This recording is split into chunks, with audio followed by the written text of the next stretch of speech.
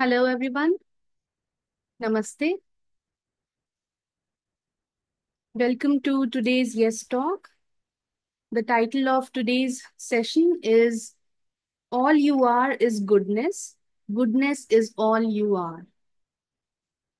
Our guest speaker today is Mr. Michael Risk. I'll begin with giving a short introduction for him. Michael Risk is the founder of the Whole Person Project, a transformative coaching platform dedicated to helping individuals lead peaceful, powerful, and courageous lives.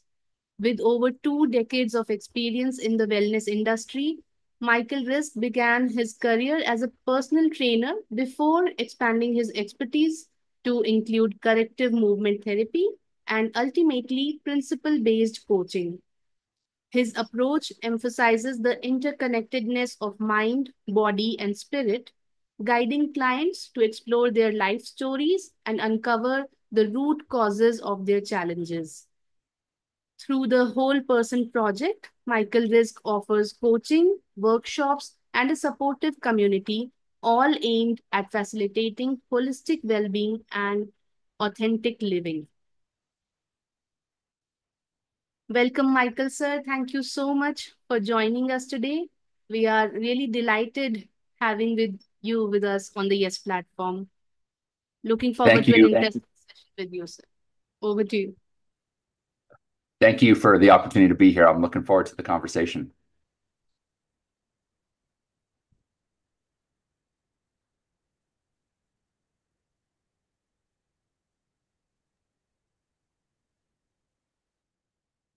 Would you like it to be a conversation or you're prepared for a talk? Oh, yeah, it can go either way. I can just go. If you say the word, I will go, or if you want this to be more conversational, it's whatever's your preference. I think you can talk for some time, maybe for not too long, and then set the tone. And then maybe Okay. after 20 minutes or half an hour, we can have a conversation. That sounds good. Okay, perfect. Great. Well, I got started as a personal trainer in 1999. I very early on realized that my clients had a low physical capacity, and so they would get injured often. And so I started researching flexibility. And long story short, I became a massage therapist. I had these wonderful tools of personal training and massage therapy, but I really didn't know how to integrate those two skill sets. And I ended up finding a mentorship program that teaches chain reaction biomechanics. And it's how everything is connected to and affected by everything else. And so the body is a chain reaction, and we have to understand what's happening within the entire body in order to really help somebody. So when I went through that mentorship program, which I took in 2009, I was invited back to co-teach in 2010. And what I learned was how to understand how the human body moves. But the real gift was that I learned the interconnectedness of mind, body, and spirit.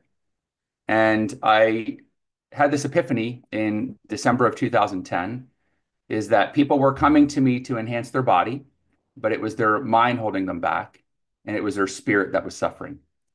And so I asked myself the question, if the mind is holding back the body, why am I spending so much time conditioning the body first? And the answer was pretty obvious. It's because that's what I was taught to do. And so I started exploring what I would refer to as a mind first approach. I'd work through the mind to uplift the spirit, which in turn would transform the body. And so I started exploring my personal training practice started unintentionally evolving into more of a coaching engagement. And when a client would come and hire me to help them reach whatever their quality of life goal was, let's just say it was weight loss or improving energy, um, what I found was rather than jumping into tactics, I became very curious about how they got into their current situation to begin with. And the conversation went something like, "Yeah, we could engage diet and exercise and all the tactics to help you lose weight, but it's more interesting to me to know how did you get here?" Because the solutions in the situation.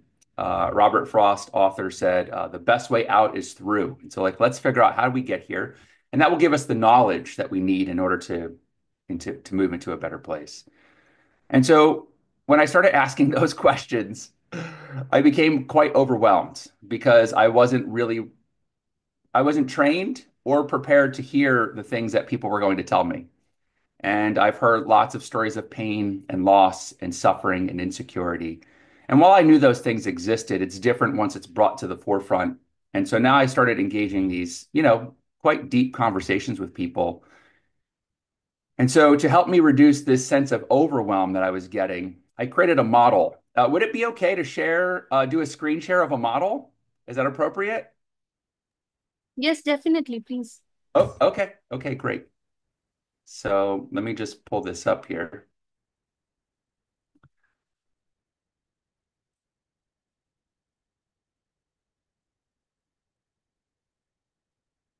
Okay.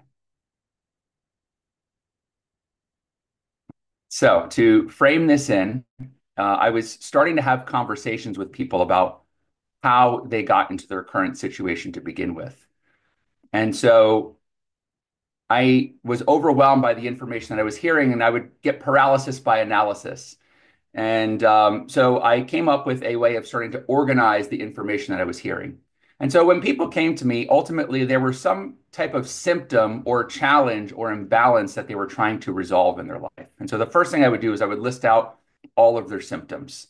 Now, once they created that laundry list of symptoms, the next thing I want to know was what are the behaviors that they're participating in that have caused those symptoms to emerge? All right. And so we had to recognize that they were complicit in their suffering, even though they didn't intend to be. Now, what I realized from there is most people do not understand what drives their behavior. So what's going to happen at this point is we're going to make a very crucial shift from what's happening in someone's life to why it's happening. Okay. And so when someone has a challenge, a symptom, that can be somebody who's emotionally overwhelmed. That can be somebody who's overweight. That can be somebody who feels stuck, right? And then examples of behaviors would be somebody who, has something that's important to them, but they're procrastinating on it, or they struggle with high expectations, or their behavior tends to be all or none. And so what I help people realize is they're at this point, they're only telling me about what is happening. Now, most people don't really look beyond what's happening. And when you stay at the level of analysis of what's happening, your tendency is going to be self-critical. You're going to judge yourself. You're going to criticize yourself. You're going to say nasty things because you don't have the context to understand why it's happening. Okay. And so this is where the conversation starts to shift and we start to transition from being self-critical to more self-compassionate. And it's my experience that we need to be in an environment of compassion in order for healing to actually take place. And so, that's not an intellectual endeavor. We need to have an environment created that naturally brings compassion to the surface. And that happens when you investigate why things are happening. So let's just use the example of somebody who's procrastinating or hesitating on doing meaningful work for whatever the reason is. All we know is that they're not doing it. And let's say they feel anxious as a result. Okay, so the question I would ask is, what does this behavior suggest that you believe about yourself? What does the behavior suggest you believe? Okay, so now implicit in the behavior is some belief. They're acting out a belief system. And so the way I think about behaviors is not something that needs to be changed, but something that needs to be understood. And once it's understood, then it changes. So the belief system that somebody would often say something is, I'm procrastinating, and that believes that I don't believe that I'm good enough, I'm not smart enough, I don't deserve to be successful. Everyone has their own story, okay? But some belief starts emerging, and it's just making them aware of what's driving their behavior. Now, beliefs don't just appear out of thin air, right? There are things that happen to us in our lives that form our belief systems, okay? And so those are experiences. Now, we have all sorts of experiences. And in Dr. Mario Martinez's book, The Mind Body Code, he talks about the experiences that are experienced across both cultures, East and West, are shame, abandonment, and betrayal. Okay, so shame is the experience of not good enough. Abandonment is the wound of you're not worth sticking around for, and betrayal is, well, I can't trust somebody. Somebody betrayed me. They compromised my ability to trust. Now, once those wounds happen to us, we internalize them. Okay, this is not a conscious endeavor, right? but we embody those experiences. And so you may have heard the phrase hurt people hurt people. Well, it also ends up that shamed people shame people, abandoned people abandon people, and betrayed people betray people. Okay. And so we end up acting out and reenacting our wounds over and over and over again, all completely subconscious, but it's a way for the brain to maintain a sense of certainty and predictability. And so that's what he refers to as known misery, right? We do these things, right? And they make us miserable, but the reason we keep doing them is because it's known to us. Okay. And so I refer to these wounds as sort of an invisible force. You don't know that you're doing it until you actually see that you're doing it. Okay. And so now let's just say, for instance, this is somebody who grew up with very critical parenting. Okay. Whatever they did, it was never enough for their parents. Okay. And so they start to be conditioned to believe that whatever they do is not good enough. So what they start to do is they start to hold back. You know what? If everything I'm going to do, all the effort I'm going to put forward is going to be a disappointment, it's safer for me to do nothing than it is to put myself out and try only to be criticized. Okay, so you can start to see how somebody from a very early age can start to have these somewhat innocent experiences, right? And of course, in most cases, parents are often critical of their kids because they love them and want what's best for them, right? But it's the approach, right? And many times, let's be honest, if we're transmitting our pain onto somebody, it's because it's not resolved within us, right? And so hurt people hurt people. And so there's a lot of innocence to this. And this is why I've created these frameworks, is just to help people see. So I often say that we don't have doing problems, we have seeing problems. We have to learn how to see. And when we expand the lens, then all of a sudden we have context for why the behaviors exist. Now, let's just run through the example. Okay, so let's just say somebody grew up with critical parenting. This forms a belief system that nothing I do is good enough. Okay, and I've got a lot of evidence to reveal that. Now, the way that I act out my belief is through procrastination. And then when I procrastinate, now I feel anxious. Okay, so somebody who comes to me that has a pattern of anxiety or depression or confusion or whatever it is, okay, the goal is not to try to change, fix, or improve it. The goal is to understand it, to expand the lens. Once I can see it, then I all of a sudden have what's called contextual relevance. I understand why the pattern exists. Okay, and so this is the beauty, and there's a punchline for the experience wheel, and it's I'm doing the best I can with what I've got. When you really look at your life as a story, you've probably heard of the phrase, don't judge a book by its cover. Okay? But we do that all the time. We're always judging our book by its cover. And so my solution to that and what we're doing here is once you read the story, then the cover makes sense. Okay. And so Albert Einstein has a beautiful quote that says, if I had 60 minutes to solve a problem, I'd spend 55 minutes defining it and 5 minutes solving it. And so for my first 10 years as a personal trainer, I really went nowhere fast with people because what I didn't realize at the time is that I was chasing their symptoms and I was trying to get them to change behaviors that I didn't understand and they didn't understand. And that's why we were unsuccessful. Even though I was well read, even though I was enthusiastic, even though I wanted the very best for them, and even though they wanted those things for themselves, we couldn't make it happen because we were only seeing a small part of the picture. And so Einstein has another quote, no problem can be solved by the consciousness that caused it. So the mind that gets us into our mess is not the one that can get us out of our mess. We need a new mind. We need a new way of seeing the world. Okay, and so I'm going to actually pull up, well, let me just say, because we're going to get here later, this will tie into kind of the essence of this message, all you are is goodness. What you start to realize is that people behave in ways, they act out their experiences. So they believe that what happened to them is who they are. Okay. They act as if they believe that what happened to them, being shamed or abandoned or betrayed, that didn't just happen to me. I am that thing. And so it becomes a language that we speak. Then we start to shame, abandon, and betray ourselves. How many people who put effort into things and then all of a sudden they just stop? Or they reach some level of a success and then they sabotage it. They're not sabotaging it because that suggests that there's intent. What they're doing is they're acting out a familiar pattern, right? And our brain needs that in order to feel safe because even though it creates a chaos in our lives, it also establishes an internal order because it's like, okay, I'm keeping the past familiar. And so what people end up realizing very quickly is how deeply attached to and identified with their experiences they are. Okay, they're attached to and identified with. So long as you are in identification with an experience, you have no choice but to keep acting out the thoughts, the feelings, and the actions associated with those experiences. You will continue to express that energetically in your life, right? Carl Jung, Swiss psychiatrist, said, until you make the unconscious conscious, you will blame your life and call it fate.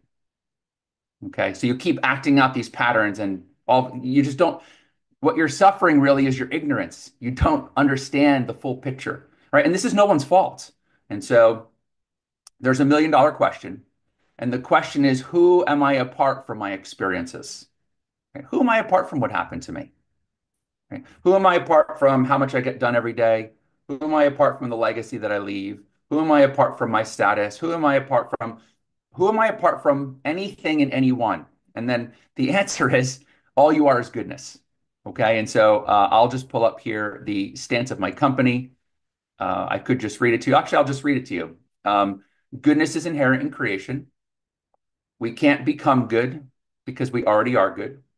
We can only wake up to our goodness, humbly receive it as a gift, and powerfully express it as the life that we want to live. All we are is goodness. Goodness is all we are. And so that's the journey then that I start to help people explore from there. So I'm just going to pull up a few more graphics if you don't mind. Is that helpful? Is that Yes, okay? please. Okay. Yeah. Okay, great. Great. Okay. So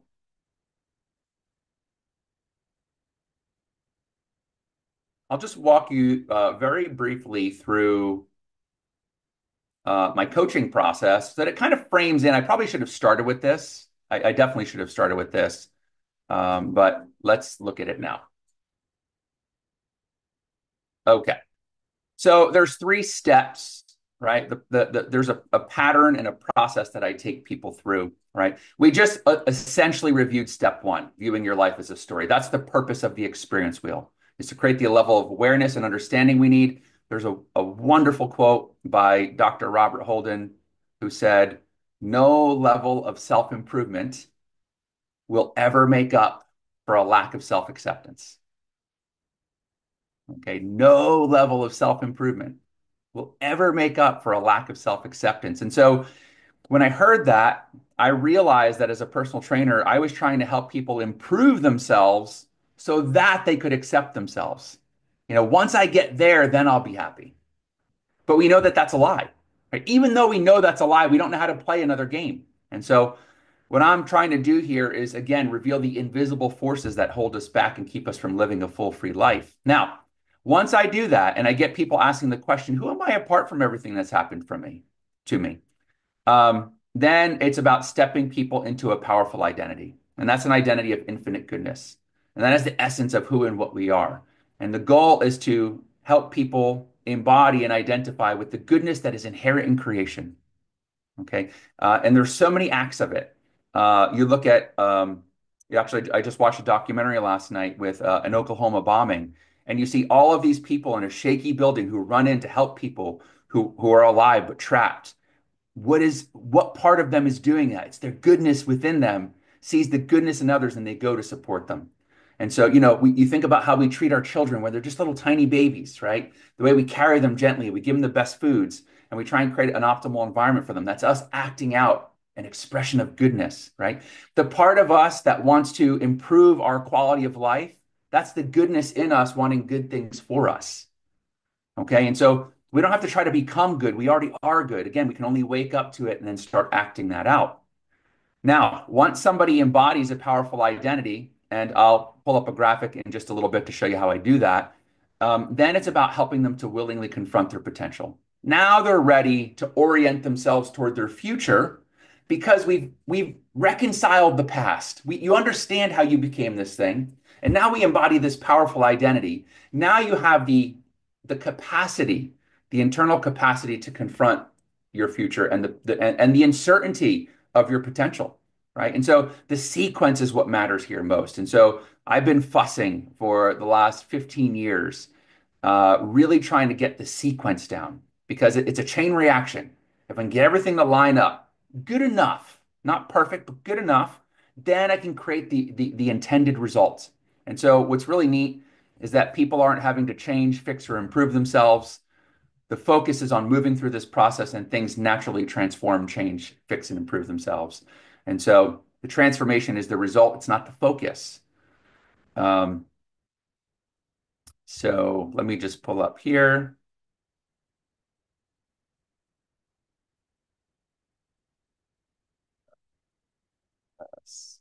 I'm sorry, I should have had these ready.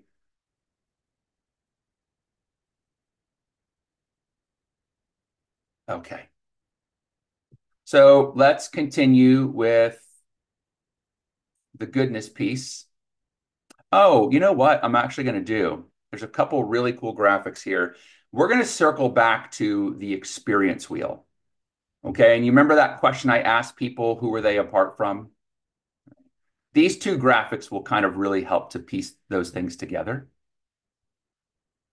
Okay. And so let's go here. All right. Now, this is a technique that I've developed called an observer's mentality. Okay. And so now, again, this is somebody who, let's just say, they're really anxious. They're caught in this pattern of procrastination. Now they have all of a sudden this awareness of why they are the way they are. But that doesn't mean that it just goes away, right? Now there's a process that we need to start to be that we need to take part in. And so let's just imagine that this is our level of self-awareness. Okay. And these are all the painful circumstances in our lives. Okay. So right here, the caterpillar represents the person who's procrastinating but doesn't want to. Okay. And before we go any further, it might be helpful. There is a pattern. I realize why people hire me as a coach, and it's a term that I call practical suffering. And practical suffering is when you do things that you don't want to do, and you don't do things that you do want to do, and you don't know why. Okay. You're doing what you don't want to do. You're not doing what you do want to do, and you don't know why. And it's the not knowing why that causes the suffering. Because if you don't know why, if you don't understand it, there is no transforming that situation. Okay? And this is why I put the brakes on action. We're taking action, but it's a different kind of action. It's more it's awareness. Okay. And so what I'm going to do is I'm just going to, sorry, I'm bouncing around here a little bit. But let me share with you another graphic and then we'll just go right back to where we left off. Okay.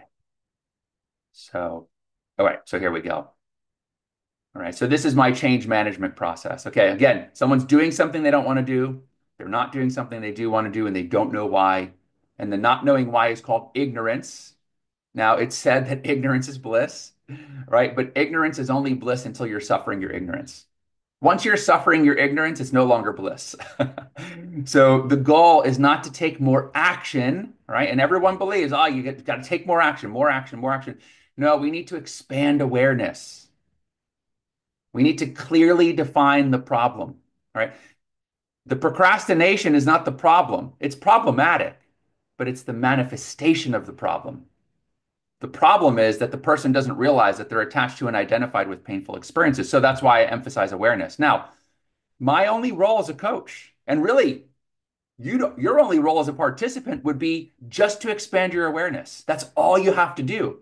Because once you continue expanding awareness, you then become more self-accountable. Because once you have more information and now you're making better sense of your story, you can be accountable to it because you understand it clearly. Then you accept your reality. You also accept if you continue behaving the same way that nothing ever changes. That's part of acceptance, right? But then you're moved toward powerful action. And then ultimately, what I want for all of my clients and what everybody wants is everybody wants to be an agent of their life. They want to do the things that they want to do, and they don't want to do the things that they don't want to do. And so the goal is to move people to that point of liberation. But all I focus is on the awareness, and everything else happens in its wake as a chain reaction naturally. Okay, so now we need a mechanism to start expanding a sense of awareness. And that's where the observer's mentality comes in. So let me pull that back up. All righty. So here we are. This is the painful circumstance in your life. This is the toxic relationship. This is the thing that's happening that you don't want to happen, or the thing that's not happening that you do want to happen. Okay. Now, you can keep trying. Now, this arrow represents all the action that you've taken to try to change, fix, or improve it, right? But you're going nowhere fast. And then you start to believe that there's something wrong with you. Why isn't this changing despite all the effort I'm putting in? And the reality is, so what I coach my clients is I say, hey, now obviously they're upset, right? They're not too happy because there's something happening in their life that's painful, and they don't believe that they can affect change. And so I say, hey, rather than try to change this thing, which you've been doing that and it's not working, okay, I want you to zoom out and I want you to start to observe yourself engaging in this pattern. Become curious about replace. Okay, here's my little sticky statement. Replace frustration with curiosity. If it was beneficial for you to be frustrated and continue criticizing yourself, I would help them in that endeavor, but it's not. Okay, so we replace frustration with curiosity. So you zoom out and then you start to watch yourself. So for instance, I actually have a college student that I'm working with right now who's trapped in this spiral. There's many problematic behaviors, but one in particular is he's constantly overthinking, always overthinking. Okay, scrolling on the phone, mindless activities. Okay, so I said, hey, have you tried changing that before? He goes, yes. I said, has it worked? He said, no. Okay. I said, well, let's explore a new way forward. All I want you to do in the next week is I just want you to start observing yourself doing that thing. Just write it down. I see myself doing X, Y, or Z. I'm not asking you to change it. I'm just asking you to notice that you're doing it. Document it. That's the most gentle and empowering form of accountability. And the whole purpose of accountability is to empower people, right? It's not you have to be accountable to what I said you do, otherwise you disappoint me. No, that's more retributive accountability. This is more restorative. This is putting the person in the driver's seat. And so once I get them observing it, then we become curious about what does it mean to behave that way? What is this behavior helping us avoid? Right? What's unprocessed? What's unresolved? What is that invisible force? Okay, so here's what happens. They get out of the mode of trying to take action on it, and now they become more aware. They see the behavior differently because they're not trying to change it anymore. Okay. And now the behavior naturally evolves to match their new understanding of it. Okay. And then this is how behaviors transform without having to consciously change, fix, or improve them. Okay. And so then you end up realizing this is exciting because it's an infinite game that we can play. There's no end to it. Okay. And so now again, the way that this behavior evolved, you're still doing the behavior. You're just now aware that you're doing it. Before you weren't aware that you're doing it. Now you have the awareness, okay? But that's transformation. It's subtle. Is it the ideal goal? No, it's not. Of course, you want it to be way different, but it's baby steps, okay? And so now you continue to watch yourself acting out this pattern. You now zoom out. You become curious about it. You see something about it that you previously didn't understand. Your eyes have been expanded, awareness expanded. Then the behavior evolves to match your new understanding of it. And then now you get really excited because it's like, oh, this is so cool because my life can continue to improve without me having to try to fix it, right? As long as I observe it, as long as I remain in the stance of the observer. And so this is a tool. So I have people create an observer's journal. I see myself, I see myself, I see myself. Okay, good. Now that you're in the habit of seeing yourself, let's get curious. What does it mean? What's the emotion that's present while you're doing that? Which wound are you acting out? Which unmet need are you trying to get satiated? Okay, there's a whole story, right? And it's understanding the behavior that transforms our relationship to it. Because then the person who procrastinates, they no longer criticize themselves for procrastinating because they understand why they're procrastinating, even though they don't want to. That transfers the relationship with it, and then the behavior continues to evolve. And this is how we come back into a pattern of what I call being in right relationship with ourselves. Okay, and so then all of a sudden, the behavior is now way different than it was. You're seeing it, you're very excited about things because you haven't ever felt like you had to change anything about yourself. You're just in this, you're engaged in a practice and you're letting this unfold as a process. Okay, and so my simple definition for a practice is we've got to be involved. Right? We have to be involved, and then the process means it's going to take time. Okay, we got to be involved. It's going to take time. These are just universal principles. Okay, so this really becomes the kind of culmination of step one. Okay, this is still part of trying to get the story clearly defined. Then we move into step two, and that's exploring the infinite goodness, who we are apart from things. And so let me just pull that up. Okay, so when it comes to receiving infinite goodness as an identity, something that we can reliably build our lives upon. I'm sorry, I pulled up the wrong one, but I'm going to keep this up. There's three. I'm going to pull it up. It's worth it. This one's, I'm so sorry. Okay, so this is the litmus test for goodness. Uh, uh, where is it? Okay, I don't have it readily available, so there's three rules for goodness because I found it's kind of crazy. As soon as you start talking about goodness, people immediately want to start to think about who they can exclude from the definition. And so I have three rules. Okay. Goodness is unconditional. Okay? There is no condition in which you are ever anything but infinitely good. That's all you are.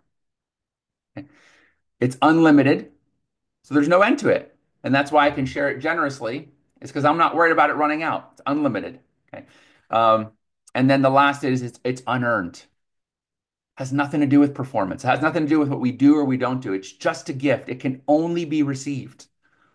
Okay. And what this does is this. So Jordan Peterson, who's a clinical psychologist here while he's in Canada, he talks about transfer. We transform our lives when we're at the intersection of chaos and order.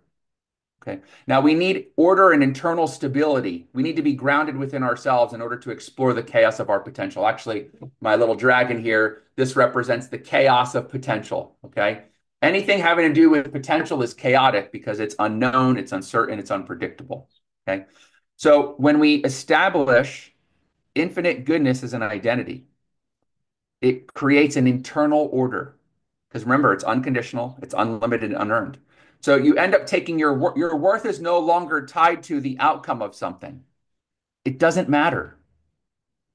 It's stable. It's maybe the first thing that you're ever able to really truly rely upon in your life. Creates an internal order and stability. Then that prepares you to explore your potential. Because now I have something that's never going to change. And now I can go out and explore the things that will change and I have no control over because I have an internal order. Okay. So the way I do that is through a process of helping people first to recognize the goodness that is inherent in their creation, which I gave you some examples earlier, the way we treat children, rescue workers, volunteers, the part of you that wants to improve yourself, the part of you that treats people kindly. That's us acting out our goodness. So we first need to recognize it. Okay. There's lots of evidence. And I know what you may be thinking. There's lots of evidence of evil as well. I'll just address it now. Okay. I see evil as the consequence of someone being separated from their goodness. Shame, abandonment, betrayal separates us. Okay? And then sometimes we have life experiences that increase or intensify those disconnections. Okay. And then if I become so far separated from my goodness, I also don't care about yours because I don't care about mine. And how we do anything is how we do everything. And so the goal is to help people reconnect to what's inherently good about them. Okay. And then it's the goodness in me that wants goodness for myself and for others. Okay. So then step two is about receiving that goodness. I'll do that through a meditation. It's very simple. Actually, why don't we go through it? Let's go eyes closed for just a few minutes. Okay. So we're now going to first recognize that goodness is inherent in creation.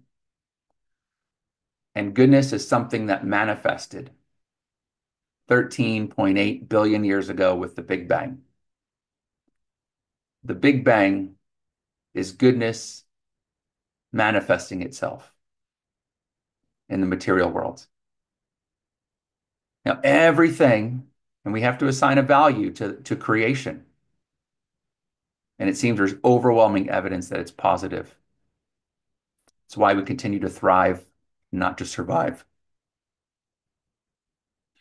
Everything that has been created is inherently good. I want you to just take for a moment and think about yourself as a baby and how your parents were overjoyed to bring you into the world, the blessing that you were. They loved you unconditionally, not because of what you've done, because of what you were. Inherent goodness. They did everything they could to protect and preserve your goodness.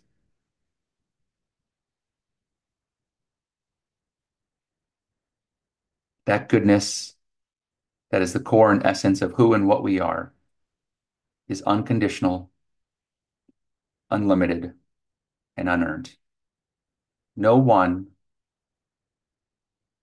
and no thing can ever take it from us.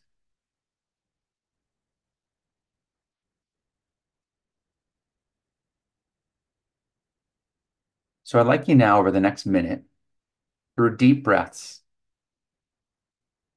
I want you to associate a slow, prolonged inhalation as the receiving of goodness. Life is a gift. Every breath we receive is an expression of our inherent goodness. As you breathe in that goodness, allow it to circulate throughout your being.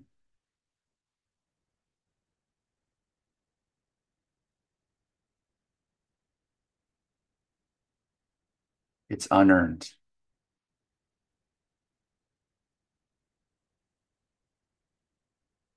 Notice how your body starts to feel as you receive goodness as a gift. And if you feel resistance to it, it's okay. This is why we have a practice. Many times we have to unlearn things in order to be a humble receiver of goodness. I say that humble receivers of goodness are powerful expressors of goodness. We must first humbly receive.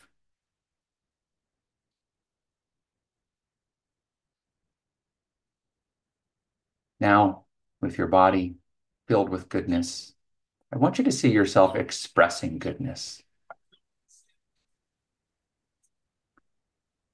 What does that look like for you? I want you to visualize yourself acting out your unconditional, unlimited, and unearned goodness as the life you want to live. I want you to see yourself doing things you want to do and not doing things you don't want to do as an expression of the goodness that you are.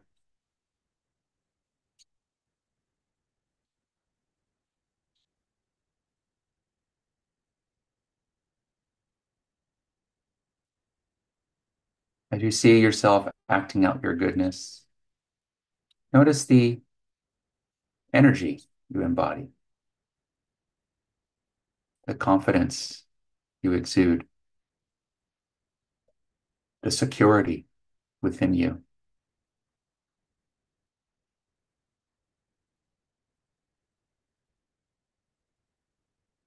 And so as we come to a close,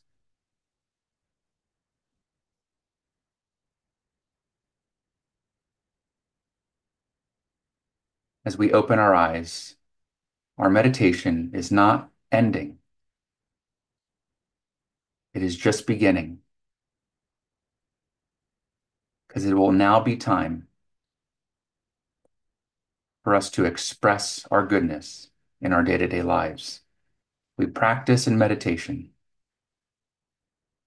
and then we practice in our real lives.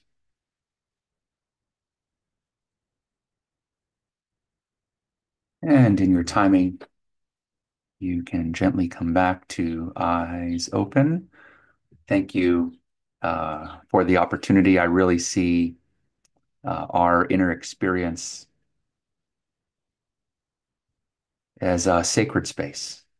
It's a gift to be able to venture inside with somebody. That part that no one, many people don't get to experience that, and so I treat that with a lot of respect. Okay, so we've received goodness. We've even visualized acting it out. Okay. But then once we visualize acting out, then we open our eyes and it's time to actually act it out. That's where the rubber meets the road. Okay. We got to actually do it. Right. And so, but that's and I have a reference for that. It's called surrendered action. Okay. So we're subconsciously attached to and identified with things. Okay. We surrender that attachment. We receive the goodness and we act out that goodness. So first we surrender the attachment to all of the painful experiences of our past. Then we take action on the goodness that we are. Okay. And so it's two parts, right? First we let go and then we lean in. Right. And so, yeah, once we're in step three, then it's about helping people to develop what I call life skills. Okay. And so a life skill is, you know, keeping the promises you make to yourself.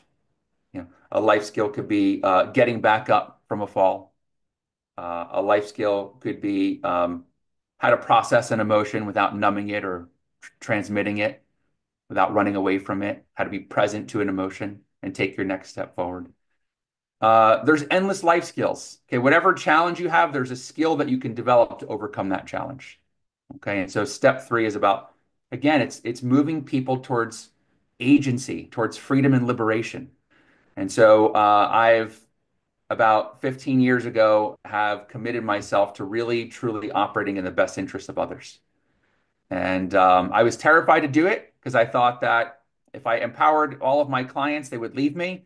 But just the opposites happened. I've had fantastic retention, lots of referrals. And there's a wonderful quote by Richard Rohr that says, transformed people transform people. Right. And so I went through a transformation in my life. I've overcome my own wounds of shame, abandonment, and betrayal. And I know who I am apart from those wounds. And now I'm committed to living my life as simply as I can by receiving goodness first thing in the morning and then acting it out as the life I want to live in my day-to-day life. And it's changed everything. It's made things much simpler. Um, there's plenty of bumps in the road, don't get me wrong, but it's nice to have a practice that you're committed to, and then as you're engaged in that practice, things continue to unfold as a process, and you become more of who you are and less of who you're not. So that's what I do in a nutshell on a day-to-day basis. I hope that this was helpful. Thank you so much, sir, for this beautifully insightful session. And we really appreciate you sharing all your knowledge and experience with all of us.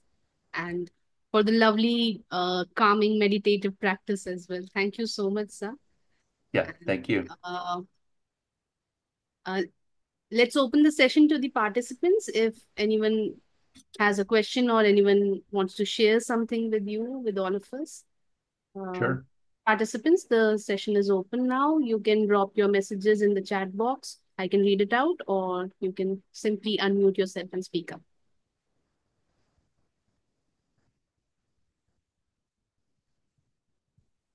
I'll just speak up. Uh, Hello to everyone. Michael, that was so lovely. I could see myself there on the graphics. I Oh, could see good. my life journey there. Yeah, it was beautiful. Lovely graphics. I'm a visual person. I'm glad you brought them up. Yeah, yeah. I also saw a lot of lessons of the Gita. I don't know if you've heard about that holy book, I right? have, Yes. but please expand on it. I'd love to hear more. I'm sure Dr. Bijlani will talk about it. But yeah, I could see it because I have been doing a lot of self-learning. I Okay. mean, like, I mean, your life is self-learning, basically yours. So, like you said, Yes. that if you have the downs, you want to go up, and so it's the choices you make along the road. So, I could see a lot of lessons coming from there, from what we've also learned. So, I was a student with Dr. Bijlani, and I've done a few courses back in India. Right now, I'm settled in Canada. So Okay. yeah, all that has really helped me to be a self-observer, like you said, and I can just see myself going from developing awareness to being accountable to accepting and on action. Yeah, so very Yeah. close to agency, like you said, to be an agent. I'm somewhat Yes. there, just touching it, but yeah, hopefully. Thank you so much. It was a lovely session. I'm going to watch it again and slowly take Excellent. down some points which you mentioned, beautiful quotes and books that you've referred. Thank you so much. Yes. Thank you. And you are Thank on you. social media. I would like to just know that a little. And that meditation was lovely. It was amazing. Oh, good. Good. I'm glad you liked it. Yes, I'm all over social media. I'm going to see that. Yeah. Thank you. Yeah. Yeah. Yeah. Thank you, Preeti. Hello. Participant else? Yeah, Priyadi, please. Priyadi, you Oh, are audible. I can't hear you. Oh, nope. Priyadi, we are not able to hear you. I think the mic is off or Can't hear me? now. There we go. Now we can. Can you hear me now? Yeah. Yes. Okay. Thank you so much. And pranam everyone. So, everything is fine. Preeti has beautifully summed up. To add on to that, I just can't imagine, even we tasted the flavor of the meditation and receiving the goodness and then giving it out. I mean, I'm just telling you. So, how wonderful our day will be if we start like this. I'm just not able to visualize that. And, it's so exciting. So, if, although we always speak about being good but this is again a very good way, like you meditate and you sit and receiving goodness, and then I'm supposed to give goodness. So yeah, I'm going to practice that, and I know it's going to benefit me a lot, and it's going to help me. That's really good. Thank you. Oh, thank you. You're very welcome. One helpful visual that I use is I picture an empty bucket, right? And then as I receive, that bucket fills, right? And then once that bucket's full, because it's infinite, right? Then I allow it to move into overflow. And then you can play with the idea of living from overflow, right? You're not giving to anyone from your contents because that's what you need for yourself, right? It's all overflow. So they can give without expectation and you don't have to be resentful. And it's a much freer way of living when you give from overflow. And that's the practice. Let the bucket fill and use your own analogy for that, but you get the idea. And we have to have it first, then only we'll be able to give. And it is like overflowing is like it has to radiate automatically from within you. And it will happen only when you're full. So Yes. beautiful. Thank you so much. Thank you. Thank you. Thank you. Hello. Hi, Michael. Good evening, everyone. Uh, as Preeti shared that she's going to rewatch the talk, that's what even I'm going to do. I'm going to rewatch it because Good. it was very practical and very insightful. And Michael, here I would like to share a personal example. Now, I work with a healer, and off lately, when I connected with her, I told her that I'm unable to do my things, whatever I plan for my day, I'm unable to complete my tasks. So she told me just to use a simple mantra. And she asked me that whatever you tell yourself that you need to do this, you have to do this, change that vocabulary to want instead of need and have shift it to want. And from there, I've been reminding that to myself time and again that I want to do a book review. I want to do my self practice. And I see that everything, I feel much lighter. My things Yeah. are, and I'm in a much happier and in a space where things are happening by choice. So here I could connect with the vision that you shared, that how you change, expand your awareness and change that vision, the way of looking at things. So Yes. beautiful talk. Thank you so much. Oh, good, good. Thank you. I have a couple thoughts with regard to what you said. Especially when I was in the days of personal training, people would use obligatory language, right? I have to, I need to, and I should, right? And so when they say those things, I'm less interested in what they say, and I'm more interested in who is saying it. I know that it's not the goodness in them saying that. Okay. And so when you create the shift to goodness, you start to find yourself using more opportunistic language. I get to, right? I want to, like you said, and I will, right? And so, but I don't emphasize the language. I emphasize the identification with goodness, and the language is a way to express that. In the book that I referenced earlier, Dr. Mario Martinez said, transformation, like true foundational transformation, happens both indirectly and experientially. Okay, and so, for instance, if I want my son to be more confident, I can say, "Come on, just be confident," right? The problem with that is that it's too direct and it's too intellectual. I'm speaking to his head, right? However, so what I do with my wife and son each day is we hug for like 2 minutes, right? And so I know what I've done. I've seen his confidence soar over the years because I've created an indirect and experiential environment that naturally brings his confidence to the surface, right? Another example would be I could say, "Hey, you got to keep your room clean," right? But my office is right next to his room, and so keeping my office clean is the indirect and experiential way. Now, in the book, they referenced Jesus and the disciples. I thought it was an interesting story. And, Jesus wanted to teach his disciples about humility. And he could have, of course, preached about it and give a sermon, but what he did was he washed their feet, right? And so he was practicing humility. And so, yeah, it really comes back to the practice. And it's not what we do, it's the who that is doing it that matters most. Right? Because if it's your true self, if it's your goodness, like there's lots of words that we use to describe it. It only matters the who. And so I can just go and I can pet my dog, but it's who's petting my dog? Am I in a space of fear and I need to pet him to soothe myself? Right? Am I going to interact, to exchange, right? To share the goodness in me?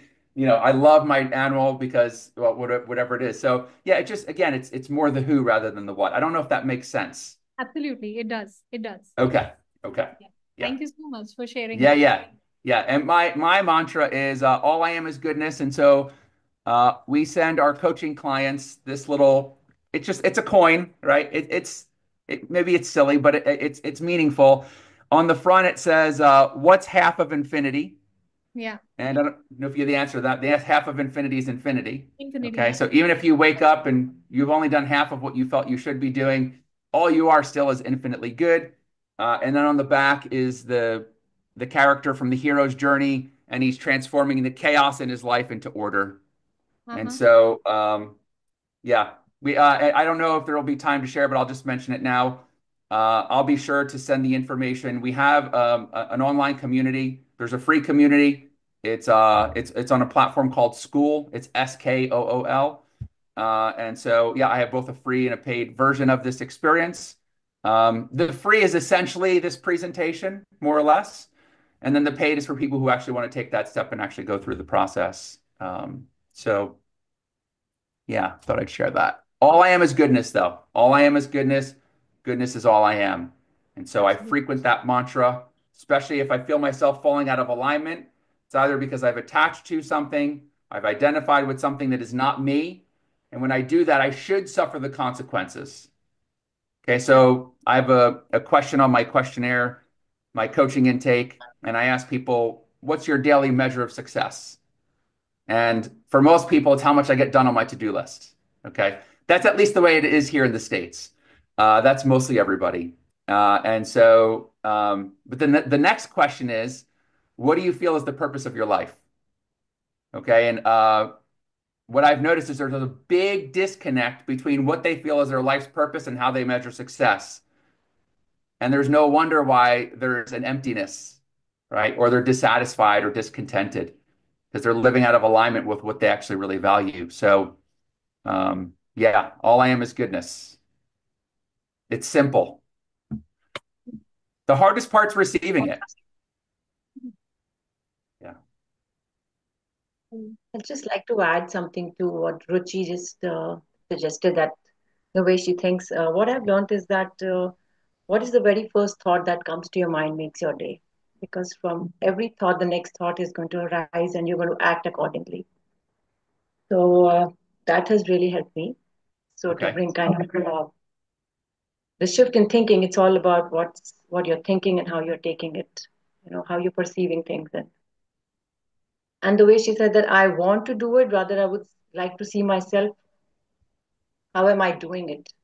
If I want to add something into my routine, a positive thing, and I know it's a good thing that I want to add to my routine, I'm going to tell myself, okay, at this time of the day, I have a small time there. How can I add it there? Suppose I just want to do some tapping on my body. Yes. So I will think of the day and say, okay, yeah, just before coffee, maybe let me just do my 2 minute tapping or 2 minute chanting or 2 glasses of water or whatever. Anything that you want to add, you give a very clear instruction to your mind and then try to follow it. Some days it will happen and then gradually it will Yeah. Can I share one more graphic in response to what you just said? happen. Please do. Please do. Yeah. Okay. So when I coach people, I never coach thought, feeling, or behavior, ever. I only coach identity. And so this is why. All right. So let's look at, and coaching in general, or lots of self-help, or even people who just are trying to help you live a full life. They are coaching, hey, you want to think these types of things, and then you want to embody these feelings, and you want to behave these ways. The intent is positive. I have no question with the intent. It's just we end up falling short more often than not. Not to say that it can't work, okay? I just want to make sure that it works in the most pleasant and sustainable way possible. I have 3 litmus tests. Whenever we do something, it has to feel refreshing, rewarding, and enjoyable. And if it is those 3 things, then it will be sustainable. Okay. We have to feel refreshed by it. And of course, when you're in the practice of receiving and expressing goodness, that is a refreshing way to be in the world. It's enjoyable, right? Because it doesn't feel like it's taking anything from me in order to do it. And it's rewarding, right? Because I'm acting out my truth. So I don't coach thoughts, feelings, or actions, right? And there's, of course, fundamentally speaking, there's 2 ends of the spectrum, right? We have limiting thoughts and affirmative thoughts. We have unpleasant feeling and pleasant feeling. And then we have protective and constructive actions, right? Now that's what we do, right? So if you could take that back to the experience wheel, this is all what we do. But the question is, who is doing it? And what you'll find is your false self, who you are apart from goodness. Okay. We'll naturally have limiting thoughts, fearful, unpleasant emotions, and behave protectively. Whereas your true self, who you are in goodness, is naturally going to be biased toward affirmative thought, pleasant feeling, constructive action. So again, yeah, I don't emphasize the what, it's the who that matters most. That's what I found has been most helpful for me. I hope that this only adds to the conversation, though.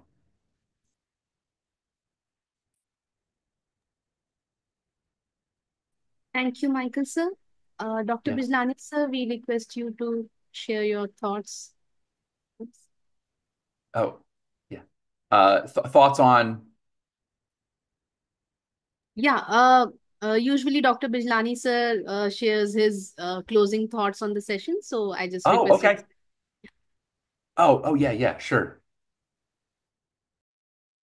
Before I use this prerogative, which Arunima always provides me to make the closing remarks, and there's a lot that I could say about how wonderful the talk was, how elegant, original, effective, and just about any adjective one can think of in superlative terms. Each one of them would be perfectly applicable to what you have spoken.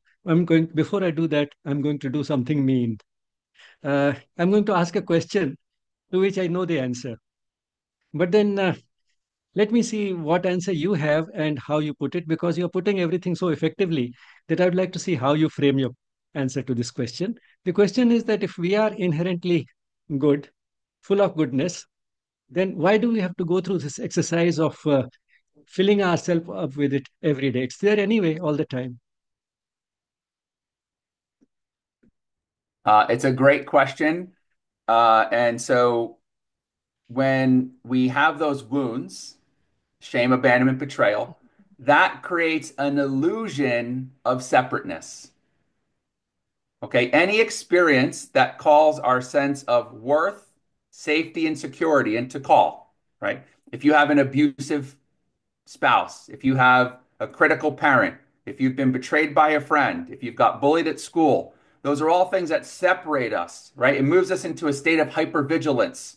Now I'm more concerned with my safety and security than I am expressing myself fully and freely. And so it creates the illusion of separateness. And that's why I asked the question, who are you apart from? Because once you know who you are, and so I have this lesson called reassigning value. And so if you could imagine, we're born good, right?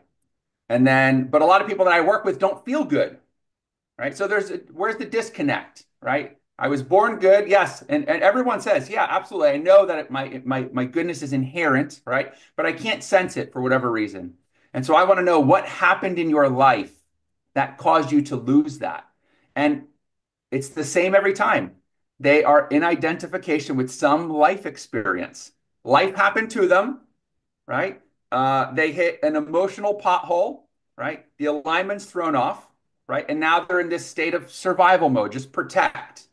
Okay. And so, but I help them see that through unconditional, unlimited, unearned goodness, they never really lost goodness, right? It created the illusion. And so separateness is one of the roots of suffering, right? Ignorance, attachment, desire, right?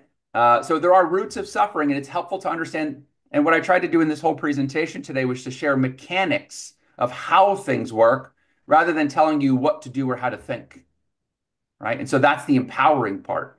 And so the takeaway from that lesson is, yes, that happened to me, and no, it's not who I am. Yes, it happened. It did happen. I was criticized. I was bullied. I was betrayed. Okay. But it's not who I am.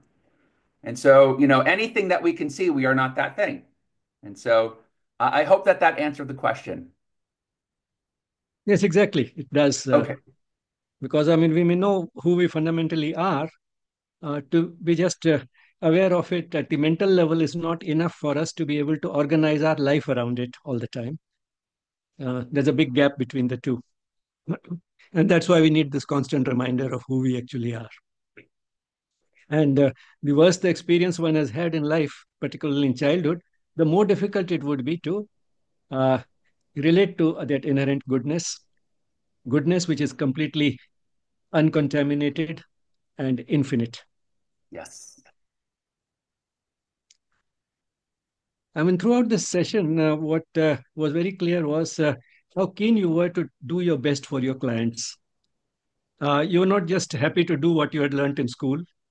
When you learned to work on the body, you realized that actually the problem was in the mind, not with the body. And therefore, why should I be working with the body to start with? And then when you looked at the body, you realized that the mind, working on the mind alone will not be enough. One has to anchor that mind to the spirit. And that's how you built up that connection. So throughout that, urge was there to try and do your best for the clients. And as always happens in that process, you yourself came up with so many insights which may not be original, but all the same, in a way, they are original because you derived them yourself through your own experience. So just because, I mean, we keep discovering and rediscovering the same fundamental truths through different routes. There's so many ways we can arrive at them. The mystics arrived at them in one way, and philosophers in another way, and people like you have arrived at them through yet another experiential route by working with the clients and trying to sort of go to the depth of the problems that your clients had. It was not the symptoms with which one had to work, it's not the behaviors, but what is behind it.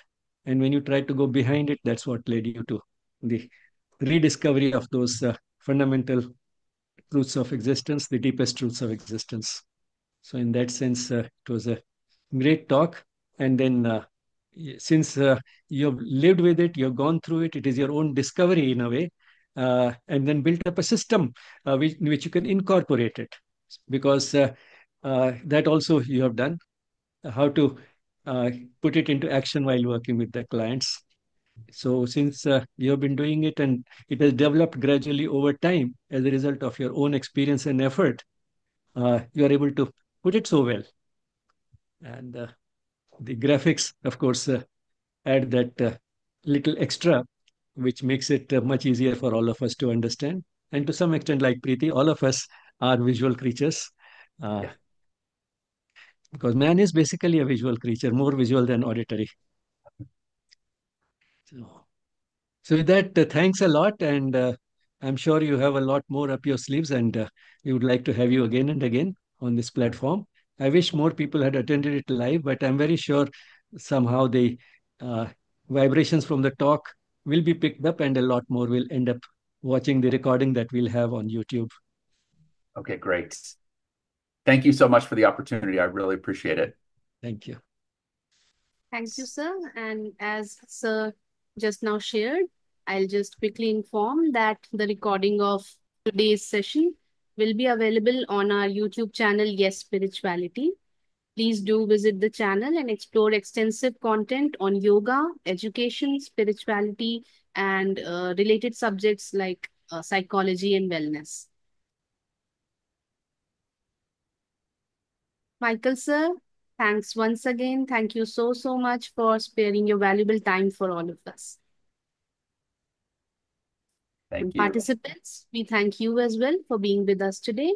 We'll close today's session now with a moment of peaceful silence. Namaste.